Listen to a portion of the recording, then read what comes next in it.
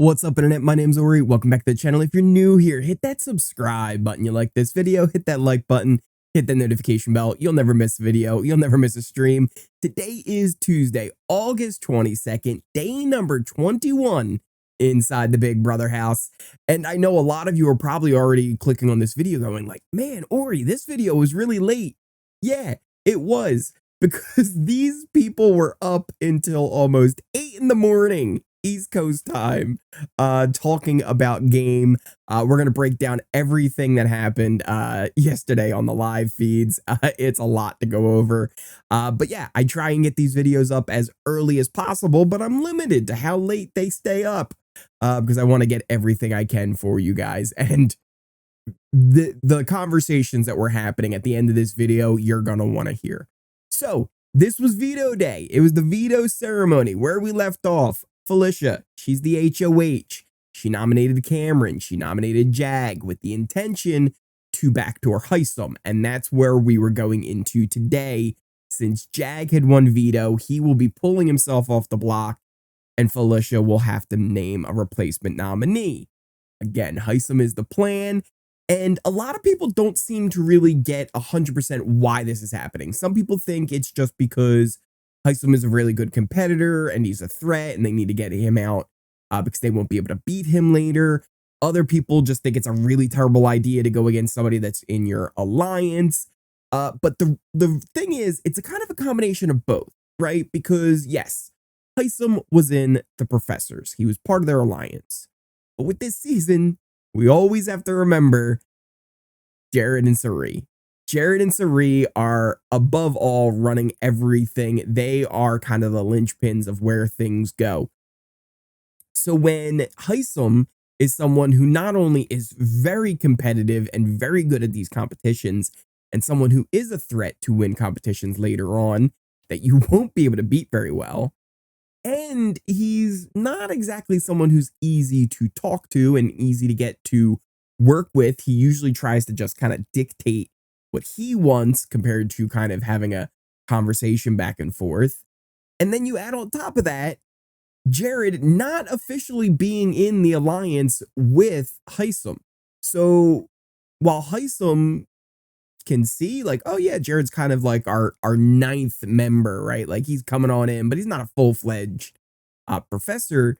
Jared can see as someone who can be taken out, right? He's not exactly safe. So for Hisam to then be making deals with people like Jag and people like Matt, who were confirmed by Hisam himself, he's literally saying how he's making these deals, it then makes them go, oh no, if he were to win next week, we won't be able to control who he puts up, and he might put up Jared. And he confirms that to Izzy before the meeting where they're in that little workout area inside by the bathroom. He's kind of on the bike and he says to Izzy, you know what? I think next week, Jared and Cory, the two of them next to each other, that seems like it might be a good idea.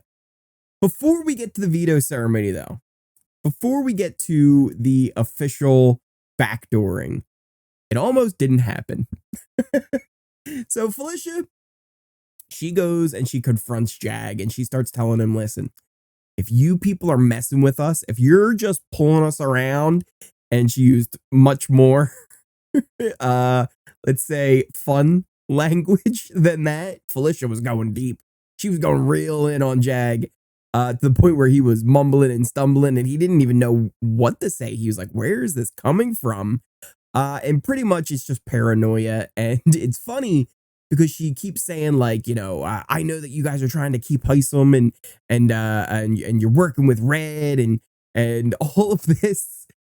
And then she's like just completely off the rails because just moments before, Jag was actually pitching that, hey, maybe we just keep Hisam off the block and put Red up. Like she's like, you've been working with Red, and that you're going to end up, you know, screwing us and going back on us next week if I do this.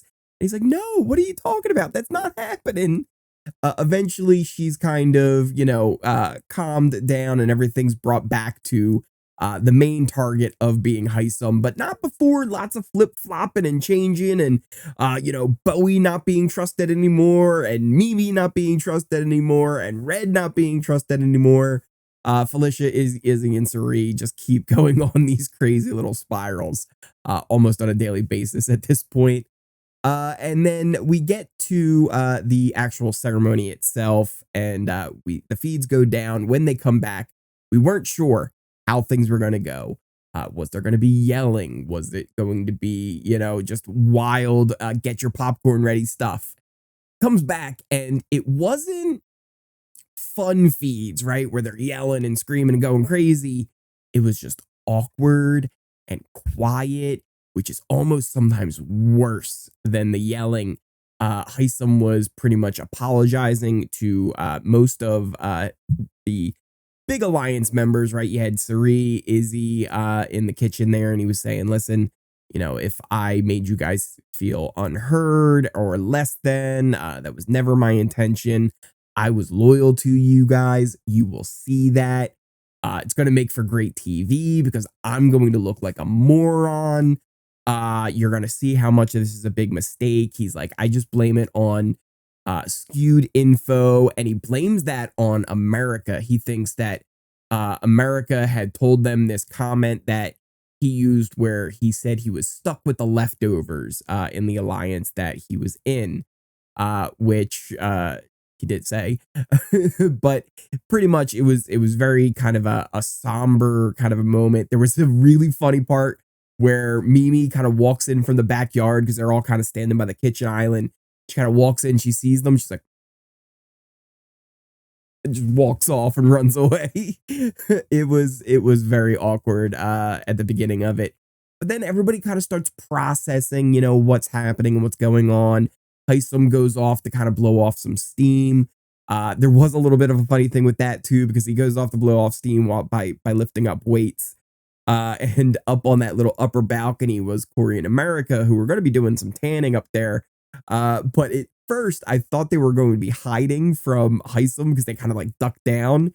But when I went back to like kind of look at that clip again, they were just kind of going in to be like, oh, let's get out of the sun. They didn't even notice that Hisam was there.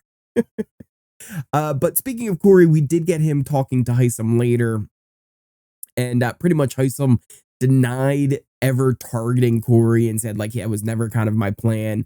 And then there was a little bit of something that gets me a little with Hisam. Now, some of you guys, you have seen probably in the comments, people wonder like, oh, what's up with Tom? Well, good old Tom Riddle. And Tom Riddle, he was banished from the Big Brother house for Horcruxes. And we don't like Horcruxes here, and we don't like giving Tom Riddle lots of time and attention, right? Tom has shown very little remorse for his actions. I truly believe that Tom could be redeemable, but until they decide to show remorse, they don't deserve to get talked about. But we're in a situation where it seems like we now have to talk about it. It seems like Hisam, I don't want to say weaponized, because it's not that he's weaponized, but he's leveraging that event, and he's doing so in what seems to be an ingenuous way. So basically, to stop beating around the bush here, Hisam told Cory that he believes in second chances. And that with the whole Tom Riddle Horcrux situation, that, Cory, isn't in the wrong there, and what he did wasn't wrong. And it's like, let's hold up and rewind here for a second. Cory did not create any Horcruxes. Cory was not supportive of any Horcruxes. I do not understand why Hisam would need to give Cory a second chance. All Cory did was witness the event. Who, by the way, was also in the room was Hisam, who denies witnessing the event. In fact, just moments after the event took place, after Hisam quickly left out of the room with a very shocked face on himself, which he says he did not hear, comes back later on and says to Tom how great Tom is at potions making and how awesome he is and how wonderful it is that Tom is here. So it really kind of bugs me a little bit that Hisam would then try and say to Cory, like, oh yeah, like, I didn't want to go after you or ever nominate you when I was HOH because I believe in second chances, and I believe that you deserve a second chance after the whole Tom Riddle situation. Maybe something happened when the feeds weren't on. That is possible, but this seems way out of left field. And I don't know. It seems like Cory was also kind of blown away from it. Now, a lot of this was cut off. Anytime it started to kind of get talked about, it would kind of get cut away from. I was able to pick up from it when Cory would do like retellings of it later in the scary room. He was like, yeah, he was telling me when to give me a second chance after the whole Tom Riddle situation. So yeah, it's weird. I don't know 100% all the details of it, but the way it was laid out by him there, I'm not a big fan of how he's using that in the game.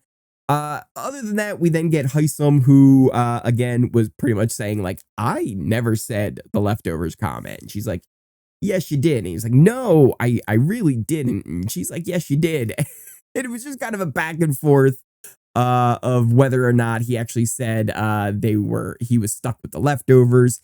He did in fact say he was stuck with the leftovers. And you know, it just was kind of him kind of venting and trying to get her to admit that he didn't say it, but he wasn't going to do that because he did in fact say it. Now, Red eventually had a conversation with him, and he told him that everyone in the house knew that Hisam was going up. He's like, I didn't find out until yesterday. That part was a lie. But Red was one of the last people to find out about it. And this, I felt like, really kind of changed a lot of Hisam's pitches. Prior to that, it was very apologetic. He was going to everybody and saying, look, I'm sorry. You know, it's a game move. There's no hard feelings, right? I don't like it, obviously. I'm sorry if I made you feel that I wasn't going to be loyal to you, but I was. And then I feel like after this conversation with Red was when he really started to make those stronger pitches. He had a meeting later on with America where he kind of tells her more about how there's a group of 8 and she seems to be buying it, right? She seems to be like kind of listening to him, being like, okay, so there actually was this other group in the house and they were kind of control everything. And basically his main pitch was, he's like, I was loyal to them. I'll be loyal to whoever votes with me now. There was a group of 8, like Cameron is with them. That's why he's so calm on the block. They had the numbers when they had me, but now that I'm on the block, they're not going to have the numbers. So the 6 of you, which he keeps kind of giving the same pitch to a lot of people, but he'll say the 6, right? He even kind of said it to Cirie, saying like whatever people, right? Like sometimes when he's saying it to like specifically Jared, Cory, America, let's see, Matt, Jag, Blue, he'll kind of be like, you 6, right? But everybody else will just say like, hey, anybody who votes with me, like I'm going to be loyal to them. That's like my new alliance. He's like, I understand I'll be on the bottom of this alliance, but you know, if you got to cut me later on, like I get it. It is what it is. But you know, we can stick together. Even if you don't want to keep me this round, right? The 6 of you have to stick together because there is another group over there and they will pick you off. So because of that, there had been a little bit of worry that, hey, Hisam is going to be ratting everybody out. So they started to do some damage control by telling everyone what's going on. Cirie had told Matt about it, but before that was kind of able to take place, America, who had the meeting with Hisam, like I said, she was kind of buying into all the stuff he was saying. It's like, actually, he's making some good points here. And he is, because he's not lying. Like, he's being very honest and very open with his game. she actually goes and tells Blue, and she's like, Blue, like, did you hear about Hisam's pitch yet? And she's like, no, what is it? And she was like, it's this and that. There's an 8-person alliance, and like, I kind of buy it. Like, I'm kind of believing it. Well, don't you know that Blue goes up to Felicia, who then confirms the whole thing. And she's like, oh yeah, it was called the Professors, but it was all Hisam's idea. Like, Hisam came up with the whole thing. It's all his plan. That's why he's so upset. So yeah, Blue basically says, yeah, America was buying the whole thing. Don't trust her. So just completely throwing her under the bus. Like I said, Cirie filled in Matt on the Professors, so he was fully aware of it. I would assume that Jag might have gotten filled in on the name at some point as well, but I didn't see that conversation. She also talked to Matt about how Red was, you know, not someone that they can trust anymore, and he's kind of going whatever way the wind blows, and they can't trust him like that going forward. Then before we get into kind of the last little bit, there was a really kind of funny moment. We had Red and Cameron, who were kind of playing pool. They were chatting some game just about like how things are going. But then all of a sudden they both start taking a good whiff. And they're like, they get the giggles. And they're laughing, and they're like, man, that stuff was strong. Even just the smell of it gave us the giggles. So I assume someone on production was just having a nice break with all this madness that was going on. Maybe they should hook the house up. Maybe they should give everybody a day off or two. But this kind of takes us into the end of the night, and there were two big conversations that I really want to talk about. Was the one that Hisam had with Cirie, which afterwards really seemed like it hit with Cirie.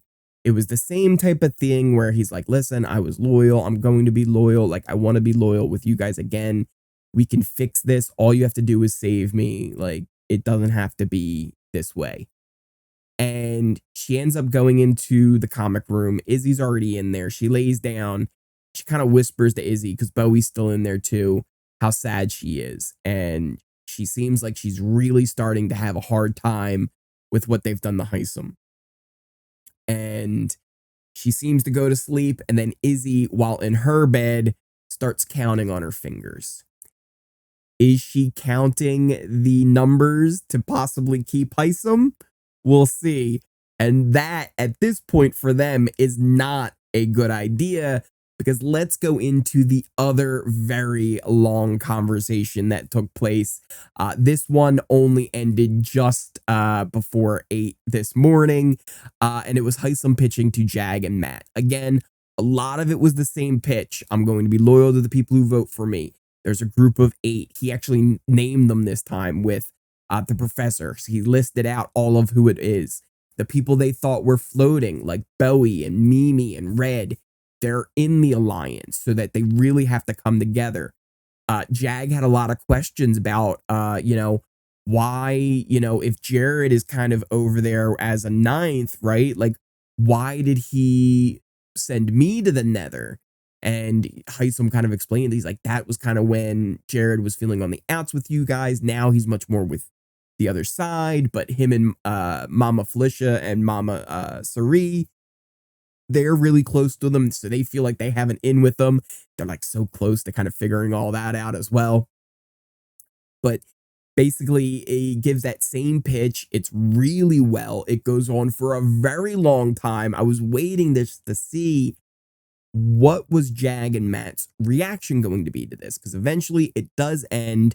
But when he leaves, Jag, I think, is buying it.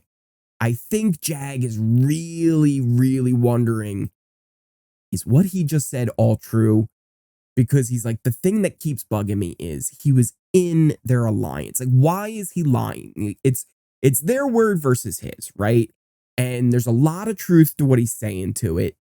And if he's telling all of these big truths, he's pretty much saying all of his game. He's giving like exact moments when things happened, and who said who, and who did what, and who told who what.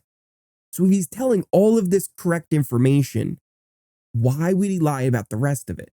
What would be the point of that? And with Jag, the big thing he keeps thinking is, if he was in that alliance with them and they stabbed him in the back for us, talking about Jag and Matt, they backstabbed him for us, why would they not backstab us for Cory and America next week? So Jag is really starting to piece things together here. Matt was trying to push back on it. He's like, well, maybe they backstabbed them for us, right? And that's what Jag's trying to say. He's like, it's for us. What about next week? Maybe they'll just backstab us for someone else. And Jag is very smart. He's really picking up on this. Now, could there potentially be a flip and keep Hisam? There is a potential here because, again, we know it would kind of take 6, right? You would need Blue, you would need Jag, Matt, Cory, America, and Jared. That would be 6. The problem is Jared is Cirie's son. He's not just going to flip willy-nilly. Red is never going to vote out Cameron. Mimi. If they could get Mimi, and Hisam and Mimi have a good relationship, like, yes, Mimi felt a little bit unheard, right? She was one of the people cut off, but she didn't understand why they were doing this in the first place. It never made sense to her. So there's potential they could get Mimi to flip on over if they know to work on it. And that's the thing. You don't always know to work on those things when they're staring you right there in the face. On top of that, we could get maybe Cirie and Izzy second guessing why they're doing this in the first place, feeling like Red and Cameron, the two of them together, is too much of a liability. And if they save Hisam, they gain his trust and they can use that against Jag and Matt, who might not save him. This week is going to be so much fun. We still have all day today, all day tomorrow, and half a day on Thursday for this to flip back and forth. I'm super excited to see where this goes. On top of that, on Thursday night, we will have Pressure Cooker return for the first time in 21 seasons? Or no, 19 seasons? It's going to be one of the most intense HOH competitions if Hisam is able to stay this week. With all of this information coming out already, it's going to be really close. Jag is on the edge of figuring out the whole situation with Jared, Cirie, and the whole other side of the house. This has been one of the most fun seasons of feeds that we've had in a very long time. I don't know if maybe I'm just like extra excited because we didn't get feeds for BB Can 11 this past season. So we haven't had feeds in a full year. So maybe it's that. But I am having so much fun watching these feeds every single day. There's always something new going on with this group. They're all really emotional players that are messy. And one of my big philosophies is Big Brother is good 2 ways. When you have everyone who's really good at the game, and then everyone being just really messy at the game. And it felt like, oh, we were going to get Cirie just dominating. But she's just as messy as everybody else in this house. And I'm having so much fun. Let me know what you guys think of everything that happened yesterday. What do you think? Should they now go back on the Hisam backdoor? Should the other side of the house try and work to keep him in there? Let me know everything you guys think in the comments down below. Also, if you are new here, hit that subscribe button. You like this video, hit that like button, hit that notification bell so you never miss a video, you never miss a stream. Check out the description and a pinned comment down below for links to all of my socials, things like my Twitter, my Twitch, my Discord. Actually was posting stuff on my Twitter earlier today. Those clips of Jag kind of talking to Matt after the Hisam conversation. So make sure you're following over there. Join the Discord for all the conversations as well. I'm kind of posting an update about how long this recording had to wait. So thank you guys again so much for watching. I appreciate each and every one of you, and I will see you next time.